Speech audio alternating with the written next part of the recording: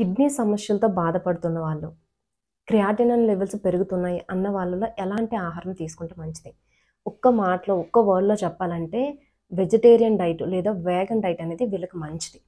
ఎందుకంటే మాంసాహారం తీసుకున్నప్పుడు వాటి నుంచి వచ్చే ఎండ్ ప్రొడక్ట్ వలన ఈ వేస్ట్ మెటీరియల్ క్రియాటినిన్ అనేది తయారవుతుంది. సో, క్రియాటినిన్ లెవెల్స్ పెరగకుండా ఉండాలంటే వాటిని ఏ అసలు మాంసాహారం నుంచే ఎక్కువొస్తుంది కాబట్టి మాంసాహారాన్ని తగ్గిస్తే ఆటోమేటిక్‌గా క్రియాటినిన్ లెవెల్స్ అనేవి తగ్గుతాయి.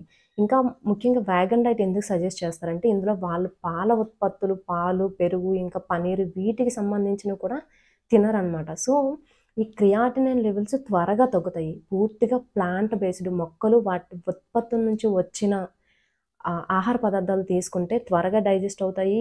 మన శరీరం బాగా వంట పట్టించుకుంటది. క్రియాటినిన్ లెవెల్స్ కూడా పెరగకుండా ఉంటాయి.